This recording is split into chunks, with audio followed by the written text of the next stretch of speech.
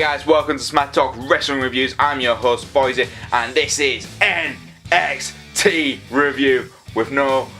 Let's just get straight on with it because we got a packed episode, so hit the music.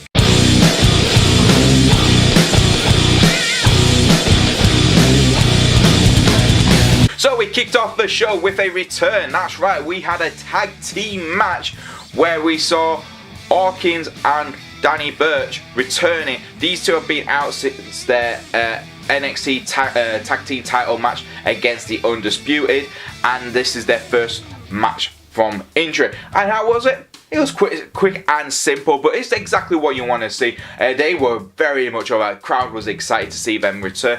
This is a good story for anyone who's, if you've ever had failure, you don't think you can do it. These two are really good at telling their story. They both got released from NXT, got re-signed, and then they had an NXT title match, which everyone thought was just going to be a throwaway match at TakeOver. But no, they actually stole the show on how really good they actually are as a tag team. So them coming back just showed exactly how the crowd were excited to see them, especially because it's been such a long time because both men were injured and they had to go on the shelf for a bit, but having them return has been brilliant, and this really just showed that the backup fully running. It's going to take some time till they're ready to take on the NXT titles again, but I'm excited.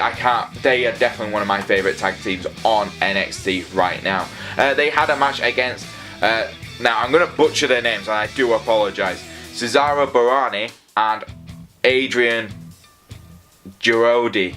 I know I butchered their names, so I apologise in advance because I just can't pronounce their names.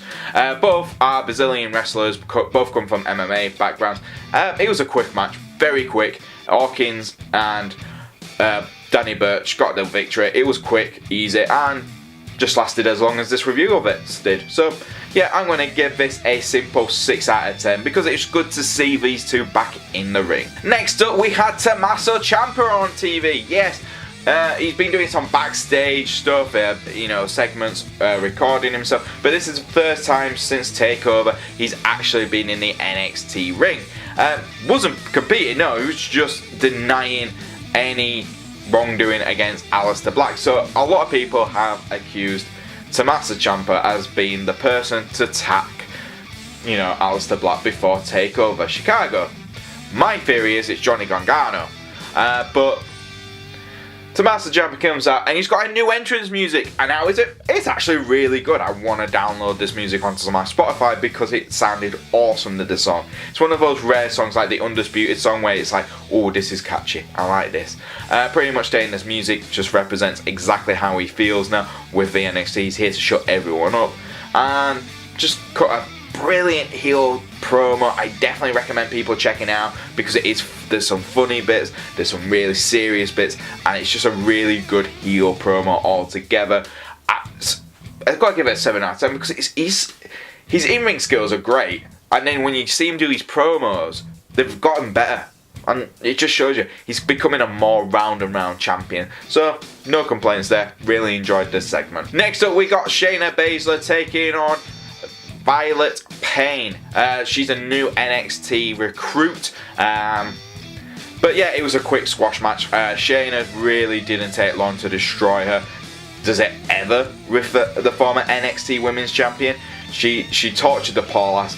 It looked like the match was over. She tapped out. Shayna Baszler's walking up the ramp, being spat down. The opponent's outside the ring at this point. She drags her back in the ring, puts her again in the submission lock. She's out cold.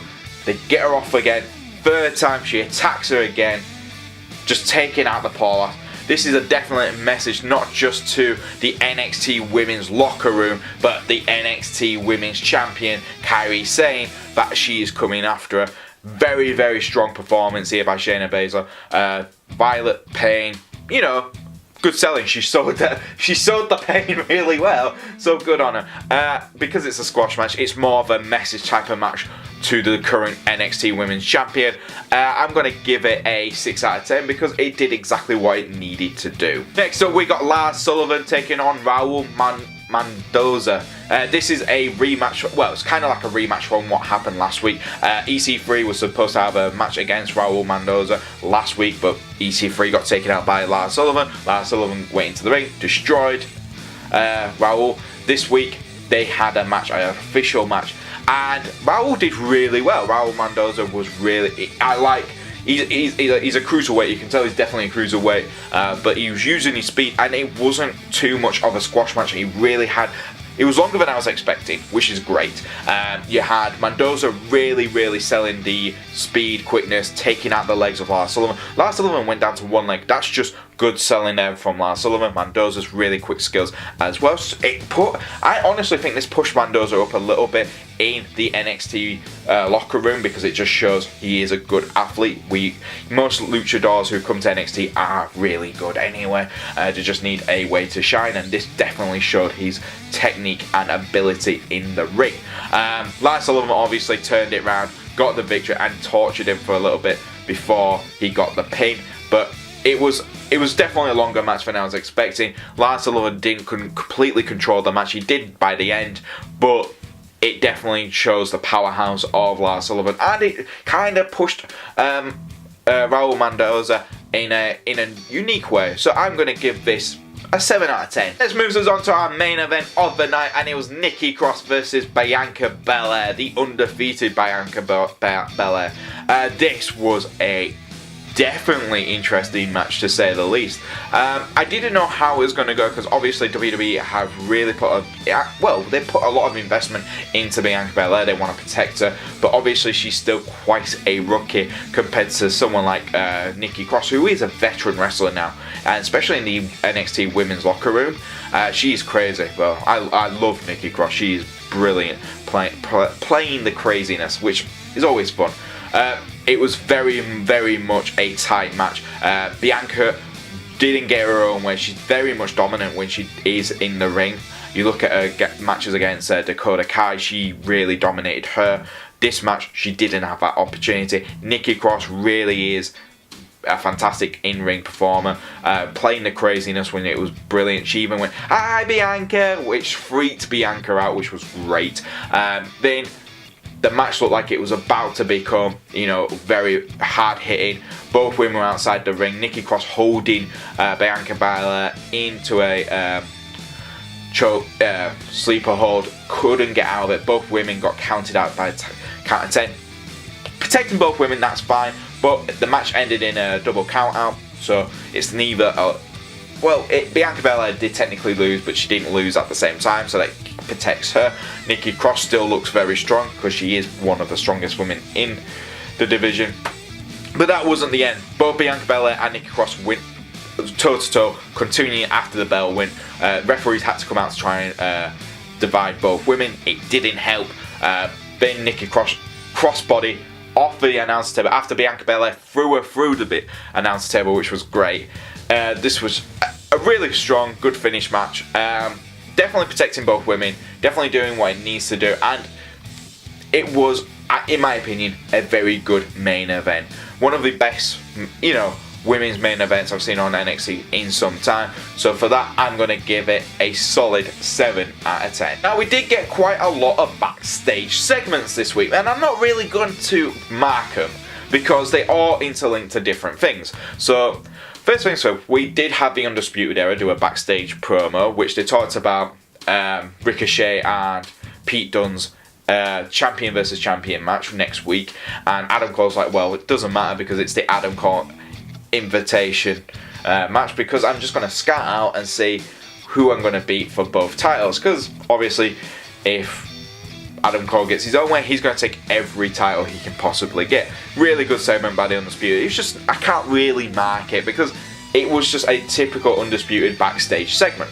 Next up, we did have a Pete Dunne backstage interview, where he was interviewed by the NXT team, and they asked him how he was feeling with his match coming up against Ricochet. He just said it was one-time thing, and I'm just after that title. I'm the longest reigning WWE champion in the company. and that was cool. Ricochet also did a backstage interview about the match where he just pretty much stated that he's going to prove it doesn't matter how long you have been a champion, it's how the champion performs, and he's going to take that title off Pete Dunne. So really building up the champion versus champion match. You kind of know it's going to end with both men getting either counted out or Undisputed Era somehow getting involved in this match. We also had Lacey Evans and Aaliyah having an altercation with Dakota Kai and Donna Purrazzo, which was filmed by the NXT crowd, which, you know, I love stuff like that where it's iPhone cameras being used to record this kind of backstage segments. I really think this is well used in NXT. It looks like we're going to have a tag team match. Well, we are next week. We're going to have an NXT tag team match between Dakota Kai, Donna Purrazzo, and, you know, the Aaliyah and Lacey Evans. So that will be interesting to see. But a good way to build up that match. We did also have Cassius Ohno do a... Well, he went to see William Regal about the Cassius Ohno attack. That exploded into Cassius Ohno wanting respect of the NXT management because they've completely forgot about him. That's really building up Cassius Ohno's heel turn. It's turning slowly, but it is happening. And we also got a Tommaso Ciampa backstage altercation with Heavy Machinery, which was great. This was after his promo in the ring. So all that, can't really mark it because obviously it's little bits and there's not a lot there to give marks for, but they were just really good little segments. But yeah, I found NXT this week to be a really good episode. Yet again, they usually are. They're good fun, and it gets the crowd excited because they build up the matches for next week really well. So with that in mind, I'm going to give this week's episode a 7 out of 10. What was your favourite bit of NXT this week, guys? Leave it in the comments below. And if you do like our videos, please like, subscribe, and press the bell notification so you can keep to all the updates from Smack Talk Wrestling Reviews. And if you want to follow the channel on Twitter, you can do it. It's at Smack Talk YouTube. And if you want to follow me on Twitter, you can do it. It's at Boise88. And I'll see you guys next time on Smack Talk Wrestling Reviews.